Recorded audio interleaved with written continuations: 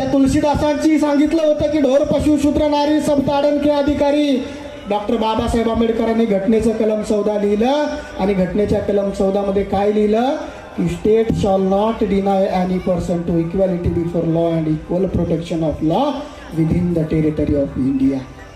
काय या देशातलं सरकार या देशातल्या कुठल्याही नागरिकाला कायद्यापुढे समानता नाकारणार नाही.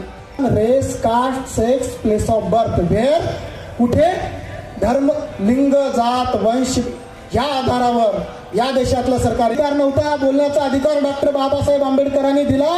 ज्या मनुस्मृतीने 5000 वर्षापासून तुम्हाला आम्हाला सांगितलं होतं की या देशातला प्रत्येक राजा हा राजकोटातनं जन्माला येईल, पण ज्या दिवशी मी हे भारतीय संविधान लिहिलेलं संविधान या देशात लागू होईल त्या दिवशी या देशाचा राजा राणीच्या पोटातनं जन्माला येणार नाही.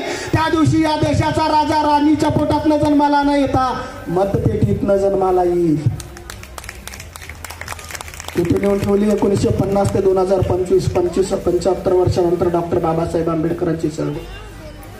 खरं तर आम्ही बाबासाहेबांच्या विचार, मी अतिशय जबाबदारी प्रत्येक ठिकाणी बोलतो की आम्ही बाबासाहेबांच्या विचाराचे फक्त लाभधारक झालेलो आहोत, प्रचारक अजून व्यवस्थित झालेलो नाही आहोत. बाबासाहेबांनी किती आमच्यावर उपकार केले, काय आम्ही उपकार केले. मी तर म्हणतो फक्त 2 वर्षासाठी विसरून जा, एकाच गोष्टीवर कॉन्सन्ट्रेट करा की 6 डिसेंबर 1956 डॉक्टर बाबासाहेब आंबेडकरांचं महापरिनिर्वाण होतं. पुढे घेऊन गेलोय का? गेलो घेऊन. बाबासाहेब हा विचार होता, बाबासाहेब हे मिशन होतं. म्हणाले होते ना डॉक्टर बाबासाहेब आंबेडकर, मी हा देश बौद्धमय करीन. 14 ऑक्टोबर 1956 जगाने नोंद घेतली. जगातलं सगळ्यात मोठं धर्मांतर नागपूरच्या नागवंशी भूमीमध्ये डॉक्टर बाबासाहेब आंबेडकरांनी घडवून आणलं. 6.5 लाख लोकांना बौद्ध धम्माची दीक्षा दिली. त्यानंतर धम्माची चळवळ कुठे नेऊन ठेवली आम्ही आमच्या आपापल्या सोयीप्रमाणे डॉक्टर बाबासाहेब आंबेडकरांना आपापल्या सोयीप्रमाणे माता रमाईला आम्ही घेतलं हो. म्हणून बाबासाहेबांच्या विचारांना बाबासाहेबांच्या चळवळीला आम्ही कुठेतरी पुढे नेण्यात कमी पडलो. एक कवी एका ठिकाणी फार दुःखद अंतकरणाने लिहून जातो की तू दिलेले निळे आभाळ काळे भोर झाले, तुझ्या रथाचे सारथी महाचोर झाले. की तू दिलेले निळे आभाळ काळे भोर झाले, तुझ्या रथाचे सारथी महाचोर झाले. केलास ज्यांच्या हवाली तू हा धम्म सूर्य, सामर्थ्य आज त्यांचे कमजोर झाले. का दिलीस तलवार तू षडांच्या हाती, षडांचे कापिले बगमुजोर झाले. थाटली तिथे तुझ्या नावाची दुकाने, तुला विकणारे बघ आता थोर झाले. बुद्धालाही लोटले रे युद्धात यांनी, तुझ्या प्रती आजही हरामखोर झाले. तुझ्या प्रती आजही हरामखोर झाले. बाबासाहेब परत येणार नाहीये. बदललेली परिस्थिती तुम्हाला आम्हाला समजून घ्यावी लागेल बांधवांनो. आपल्या नसल्याने बाबासाहेब आंबेडकरांच्या चळवळीला काहीही फरक पडणार नाहीये, पण तुमच्या माझ्या असण्याने बाबासाहेबांच्या चळवळीला नक्की फरक पडणार आहे. मग आम्ही असू तर आम्ही कसे असू, बाबासाहेबांसोबत इमानदार असू की फितूर असू, हे तुम्हाला आम्हाला समजून घ्यावं लागेल बांधवांनो. तुम्हाला आम्हाला समजून घ्यावं लागेल. अहो सौदी अरेबियासारखा हातसर लुण झाला नावाची काहीतरी एक महिला, त्या देशामधल्या महिलांना ड्रायव्हिंग लायसन्स मिळावं म्हणून आंदोलन करते. तिला जेलात टाकलं जातं.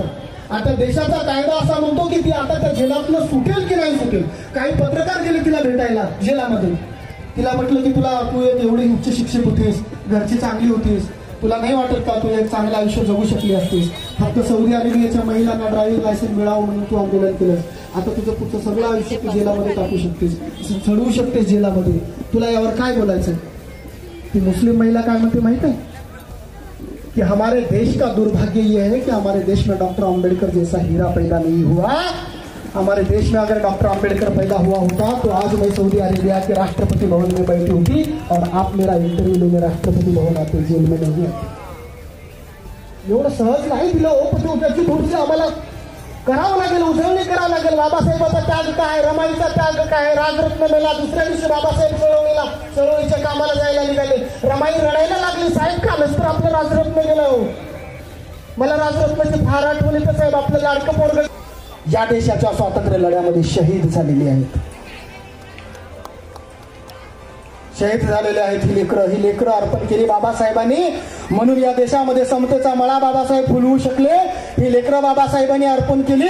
म्हणून 5000 वर्षाच्या गुलामीच्या बेड्या डॉक्टर बाबासाहेब आंबेडकरांनी तोडून संविधानावर बदलवण्याच्या वल्गना केल्या जातात. पण संविधान बदलवणं एवढं फार सोपं नाही. आणि जोपर्यंत या देशामध्ये रमाईचा त्याग तुम्हाला आम्हाला कळेल, जोपर्यंत या देशामध्ये रमाईने बाबासाहेबाला दिलेली साथ तुम्हाला आम्हाला कळेल, जोपर्यंत या देशामध्ये डॉक्टर बाबासाहेब आंबेडकरांनी निर्माण केलेल्या संविधानाच्या मागे त्यांनी अर्पण केलेल्या 4 त्यांच्या लेकरांच्या बलिदानाची गाथा आहे हे तुम्हाला आम्हाला जोपर्यंत समजेल तोपर्यंत या देशातलं संविधान कोणीही बदलू शकणार नाही. तर लिखित संविधान या देशामध्ये जिवंत आहे तोपर्यंत या देशातली कुठलीही राजकीय व्यवस्था जिवंत ठेवून या व्यवस्थेला समजून सांगावं लागेल की बाबा रे, जोपर्यंत या देशामध्ये 26 जानेवारी 1950 रोजी डॉक्टर बाबासाहेब आंबेडकर द्वारा लिखित समता स्वातंत्र्याने बंधुतेने नटलेलं संविधान amen our father in heaven hallowed be thy name thy kingdom come thy will be done आणि earth it is in heaven म्हणणारा ख्रिश्चन असेल की बुद्धं शरणं गच्छामि, धम्मं शरणं गच्छामि, संघं शरणं गच्छामि,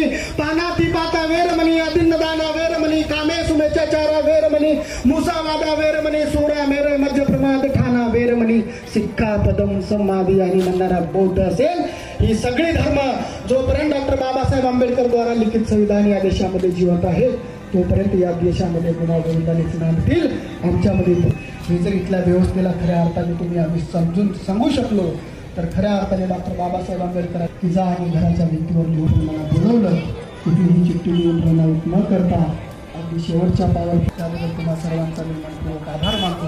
हे समाधान झालेलं नाही आहे, पण यानंतर कवी संमेलनात त्यांच्यावर असेल स्वप्नावरही पुनर्चे भेटूया दल के बच्चे अम्बेडकरी क्रांति के लिए घरों से बाहर निकल रहे हो.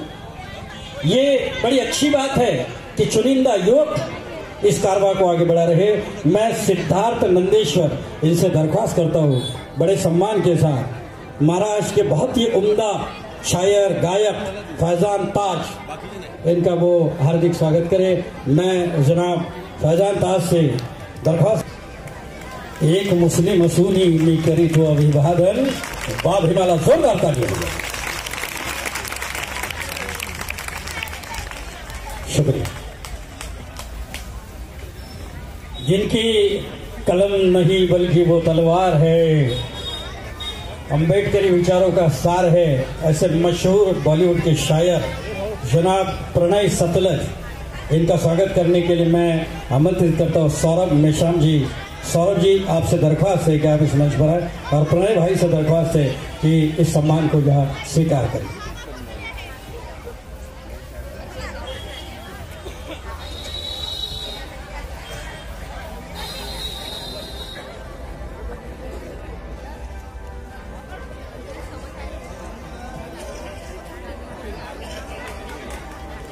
और आपसे दरख्वास्त है कि आपके कुर्सियों की पेटी बांध कर रखें, क्योंकि अभी ये जो मुशायरा, ये जो काव्य में शाम होने वाली है बड़ी गर्म होने वाली है. हर अल्फाजों पर आपकी तालियां मिलेंगी, इस बात में कोई दो राय नहीं है.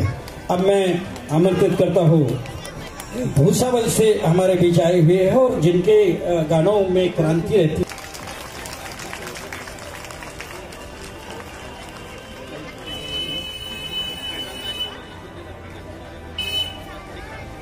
हमारे बीच कवि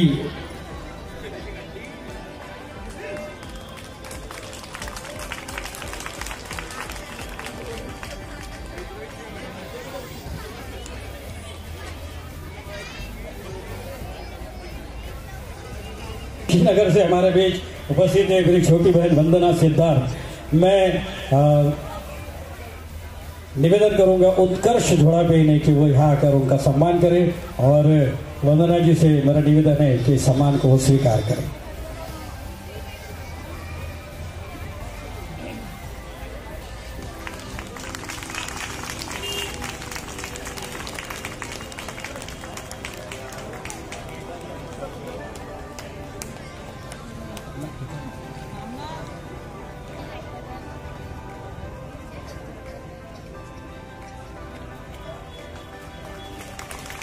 शायर रोहन बागी,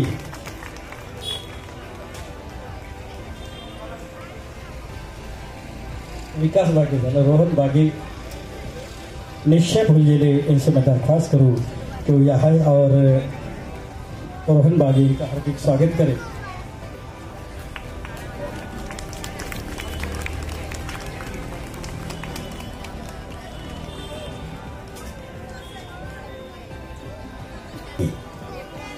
मम्मीच्या या युगात आई शोधते मी, गाढ झोप येईल अशी अंगाई शोधतो मी. मम्मीच्या या युगात आई शोधतो मी, गाढ झोप येईल अशी अंगाई शोधतो मी. अरे घडविला जिने या देशाच्या घटनेचा शिल्पकार, माय माऊल्यानो तुमच्यात ती रमाई शोधतो मी, तुमच्यात ती रमाई शोधतो. विसरू शकत नाही. अनेक कलावंतांनी जी गाणी लिहिली, अनेक शायरांनी जी शायर लिहिली, आम्ही कशी विसरू शकतो. छोटे बाबू आम्ही कसे विसरू शकतो रंगराज लांजेवार यांना. या तमाम काव्यमूर्तींनी ज्या काव्याची फुले केली आणि त्यातून निर्माण झालेला हा नव कविता समाज या ठिकाणी आहे. तेव्हा अधिक वेळ न दवडता पहिला कवी या ठिकाणी आमंत्रित करत आहोत. जोरदार टाळ्यांच्या गजरामध्ये हार्दिक स्वागत करूया. रोहन बागे सादर करीत आहे तुमच्या समोर आंबेडकरी कवी संमेलनाचं पहिलं पुष्प.